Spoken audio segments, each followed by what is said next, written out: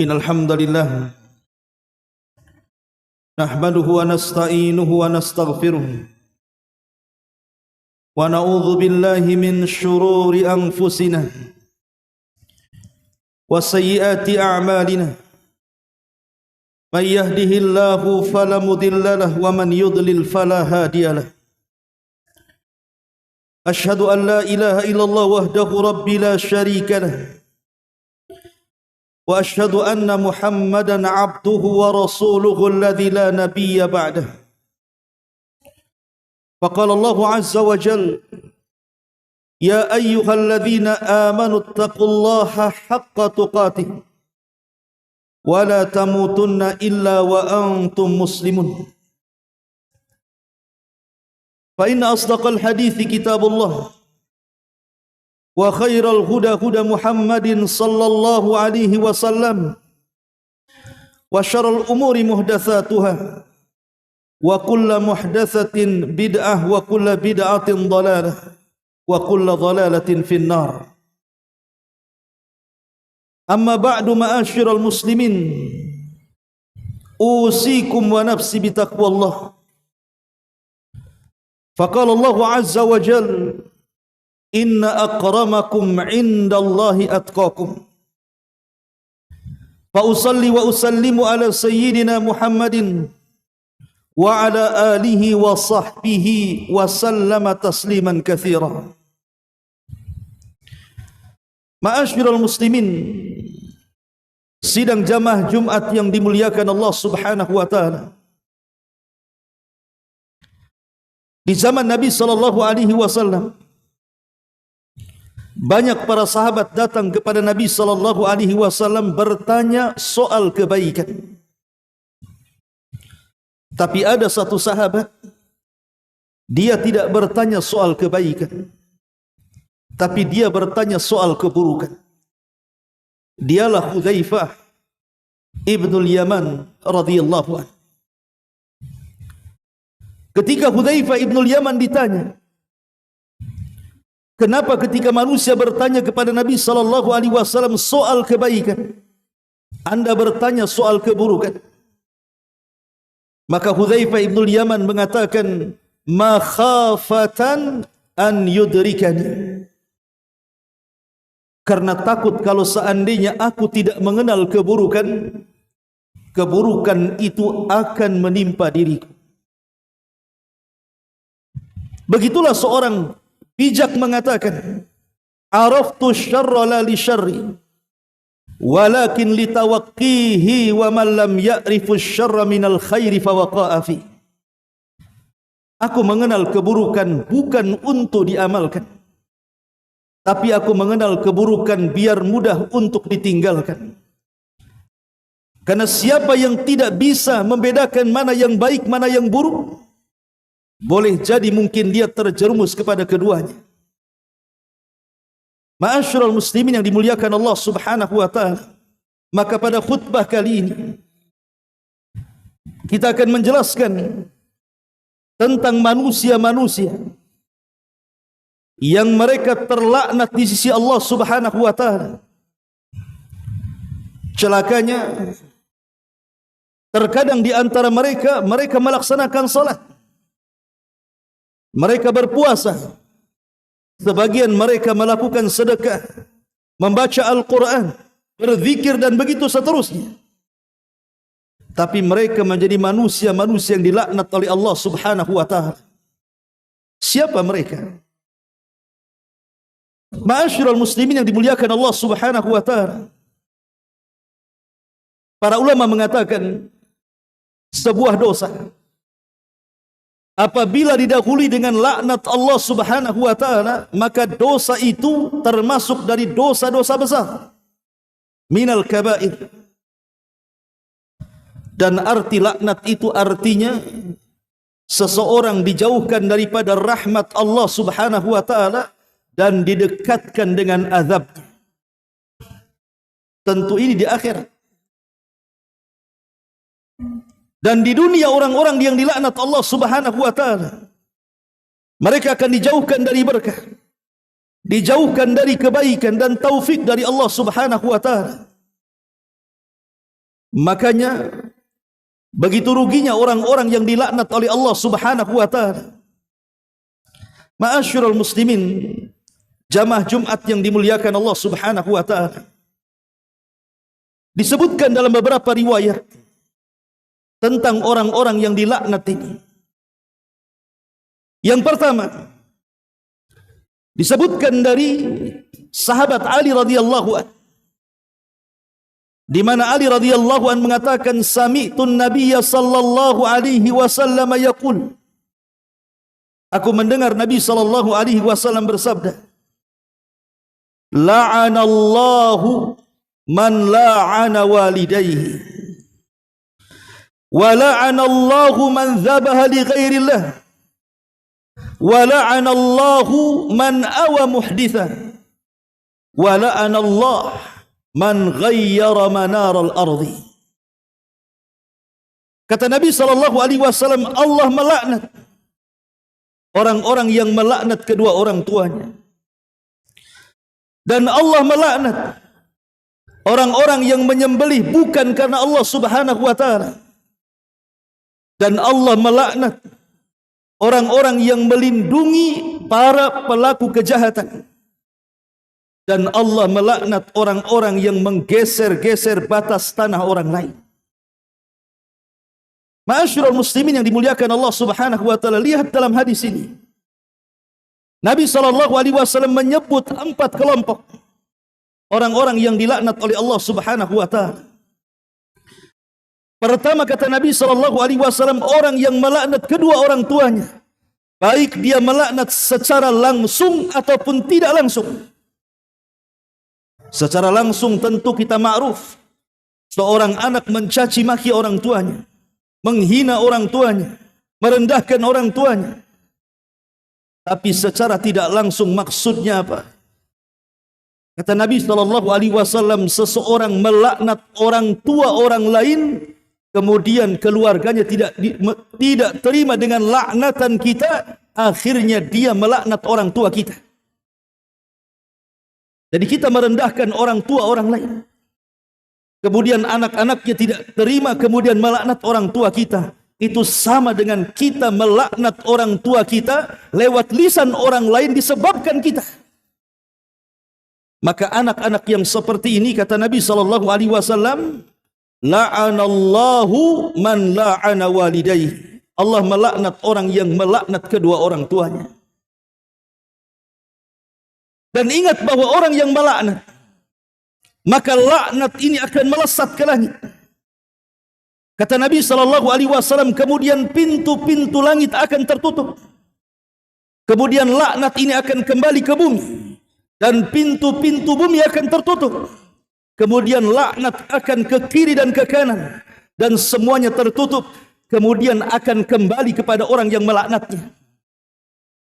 Ma'asyiral muslimin yang dimuliakan Allah Subhanahu wa taala. Ini yang pertama. Kemudian yang kedua, kata Nabi sallallahu alaihi wasallam, la'anallah man dzabaha li ghairillah. Allah melaknat orang-orang yang menyembelih bukan karena Allah Subhanahu wa taala. Karena yang menyembelih adalah sebuah ibadah, tidak boleh diberikan kepada selain daripada Allah. Allah Subhanahu wa taala berfirman, "Qul inna salati wa nusuki wa mahyaya wa mamati lillahi rabbil alamin." Katakan, sesungguhnya salatku dan penyembelihanku alias korbanku, hidup dan matiku hanya diserahkan kepada Allah Subhanahu wa taala. Dan Nabi sallallahu alaihi wasallam mengatakan, "Man dzabaha li ghairillahi faqad asyrak." Siapapun yang menyembelih bukan karena Allah, maka dia telah menyekutukan Allah Subhanahu wa taala. Betapa banyak kaum muslimin yang mereka menyembelih bukan karena Allah Subhanahu wa taala. Mereka menyembelih untuk pepohonan. Mereka menyembelih untuk lembah-lembah dan lautan. Mereka menyembelih untuk jin, seperti yang dilakukan para dukun dan paranormal. Maka semuanya dilaknat oleh Allah Subhanahu wa taala. Kemudian yang ketiga, la'anallah man awa muhditha. Allah melaknat orang-orang yang melindungi kejahatan. Maka saya nasihatkan dari sini, Anda yang berprofesi sebagai pengacara, hati-hati. Terkadang pengacara ini ketika mendapatkan klien, dia tahu kliennya jahat, dia yang bersalah, dia yang melakukan kefasikan. Tapi demi uang dia melindungi, terkadang atas nama hukum. Maka Allah, Nabi SAW mengatakan, la'anallah man awa muhditha. Allah melaknat orang-orang yang melindungi orang jahat. Kemudian yang terakhir, Nabi SAW mengatakan, la'anallah man ghayyara manaral arda. Allah melaknat orang-orang yang menggeser-geser patok atau pembatas-pembatas tanah milik orang lain. Kalau seandainya menggeser tanah saja, mungkin tanah kita ditambah 1 jengkal tanah orang lain, atau 2 jengkal tanah orang lain, itu akan dikalungkan 7 lapis bumi yang kita ambil. Macam mana orang yang mengambil tanah 1 kapling, 2 kapling, 1 hektar, 2 hektar? Maka Nabi SAW mengatakan, la'anallah man ghayyara manara arda. Maka Allah melaknat orang-orang yang mereka merubah-rubah batas tanah. Ini hadis yang pertama. Kemudian hadis yang kedua, hadis dari Abi Hurairah radhiyallahu anhu.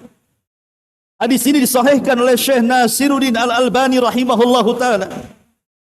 Kata Nabi SAW, la'anallahu sab'atan min khalqihi min fawqi sab'is samawat.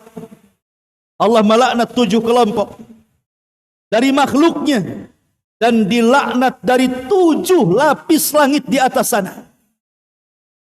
Kemudian Nabi SAW menyebutkan 7 kelompok itu. Yang pertama kata Nabi SAW, mal'unun man amila qauma lutin. Mal'unun man amila qauma lutin. Mal'unun man amila qauma lutin. Rasul menyebut 3 kali. Dilaknat orang-orang yang melakukan perbuatan seperti kaum Lut. Dilaknat orang-orang yang melakukan perbuatan seperti kaum Lut. Dilaknat orang-orang yang melakukan perbuatan seperti kaum Lut. Rasul mengulang 3 kali. Subhanallah. Hari ini banyak orang-orang yang terjerumus kepada laknat yang pertama ini. Bahkan orang-orang yang melakukan perbuatan kaum Lut, mereka terorganisir, yang kita sebut dengan LGBT. Padahal perbuatan kaum Lut ini, perbuatan kaumnya kaum Lut ini bisa mendatangkan azab Allah Subhanahu wa taala. Dan tidak ada dosa yang disebutkan dalam Al-Quran yang lebih jahat dibandingkan para pelaku homoseksual. Na'udzubillah, thumma na'udzubillah. Kemudian yang kedua kata Nabi SAW, la'anallah man dzabaha li ghairillah. Allah melaknat orang-orang yang menyembelih bukan karena Allah Subhanahu wa taala. Kemudian yang ketiga, mal'unun man ata syai'an minal bahaim. Allah melaknat orang-orang yang menggauli binatang, naudzubillah. Dulu kita tidak paham atau tidak mengerti atau kita anggap mustahil ada orang-orang yang menggauli binatang. Tapi hari ini naudzubillah, ternyata kita bisa menyaksikan, mendengar beritanya. Ada orang-orang bahkan menikah dengan binatang. Maka mereka orang-orang yang terlaknat atas lisan Nabi SAW, mal'unun man ata syai'an minal bahimah. Mereka orang-orang yang terlaknat, orang-orang yang menggauli binatang. Kemudian juga yang keempat, Nabi SAW mengatakan, mal'unun man aqqa walidayhi. Terlaknat orang-orang yang durhaka kepada orang tuanya. Kemudian yang kelima kata Rasul, mal'unun man jama'a bainal mar'ati wa baina ukhtiha. Terlaknat orang-orang yang menggabungkan antara saudari dan saudarinya secara bersamaan ketika melakukan poligami. Dia menikahi wanita, kemudian menikahi saudarinya. Padahal wanita yang dinikahinya belum meninggal. dia gabungkan antara saudari dan saudarinya, maka mereka orang-orang yang dilaknat Allah Subhanahu wa taala. Kemudian yang keenam, mal'unun man ghayyara hududal ardi, dilaknat orang-orang yang merubah batas-batas bumi.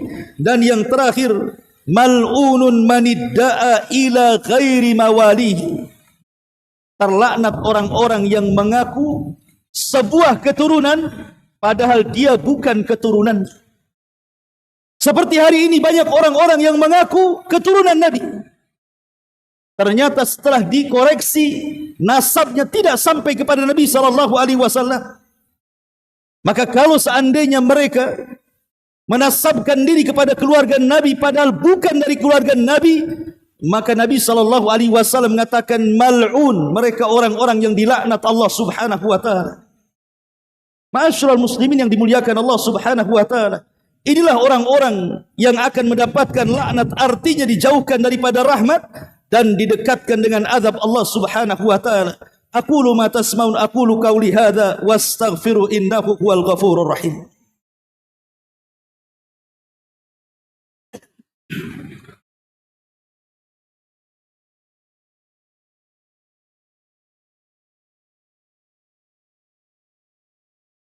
Bihamdillahi wassalatu wassalamu ala Rasulillah wa ala alihi wa sahbihi wa mawalah wa la hawla wa la quwwata illa billahi wa ba'd. Ma'asyiral muslimin, ittaqullaha haqqa tuqatih wa la tamutunna illa wa antum muslimun. Kemudian juga di antara orang-orang yang dilaknat Allah Subhanahu wa taala disebutkan dalam hadis Nabi sallallahu alaihi wasallam, di mana Nabi sallallahu alaihi wasallam mengatakan la'anallah al-wasilat wal mutawsilat wal washimat wal mustawshimat wal mutanammisat wal mutafallijat lil husni al mughayyira li khalqillahi azza wa jalla. Kata Nabi sallallahu alaihi wasallam, Allah melaknat wanita-wanita yang menyambung rambut, wanita-wanita yang mencukur halus, mencukur bulu halisnya, dan wanita-wanita yang mentato badannya, serta wanita-wanita yang mengikir giginya. Ma'asyiral muslimin yang dimuliakan Allah Subhanahu wa taala, lihat bagaimana Nabi sallallahu alaihi wasallam menyebut 4 kelompok dari kalangan wanita. Semoga tidak ada pada keluarga kita, pada istri-istri kita, pada anak-anak gadis kita, dan beritahu mereka bahwa perkara-perkara ini dilaknat oleh Allah Subhanahu wa taala. Pertama, orang-orang yang menyambung rambut, rambut asli dengan rambut palsu, dan ini penipuan, tidak diperbolehkan. Yang kedua, orang-orang yang mentato. Kulit ini bukan milik kita, kulit ini milik Allah Subhanahu wa taala. Kita tidak boleh merusaknya, karena merusak kulit sama dengan merusak zat yang telah menciptakannya, Allah Subhanahu wa taala. Maka kita tidak boleh mentato badan-badan kita. Termasuk juga orang yang mencukur bulu halis. Ini sebuah penipuan. Dan orang yang mengikir giginya, yang sekarang marak banyak wanita-wanita, mereka membehel gigi-gigi mereka. Kalau untuk urusan kesehatan, boleh jadi mungkin giginya renggang, tidak sebagaimana gigi-gigi orang lain yang normal, maka para ulama membolehkan. Tapi kalau hanya sekedar untuk kecantikan, merubah ciptaan Allah Subhanahu wa taala, maka Nabi sallallahu alaihi wasallam mengatakan Allah melaknat wanita-wanita seperti ini. Kemudian juga di antara orang-orang yang dilaknat, kata Nabi sallallahu alaihi wasallam, adalah para peminum khamar. Subhanallah. Tidak ada dosa yang disebutkan Nabi sallallahu alaihi wasallam yang lebih parah dibandingkan para peminum khamar. Karena setiap orang yang terlibat dalam khamar, maka mereka terkena dosanya. Perhatikan hadis Nabi sallallahu alaihi wasallam.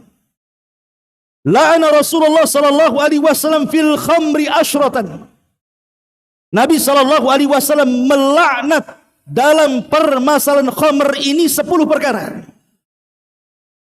Nabi sallallahu alaihi wasallam melaknat dalam permasalahan khamar, minuman keras ini 10 perkara.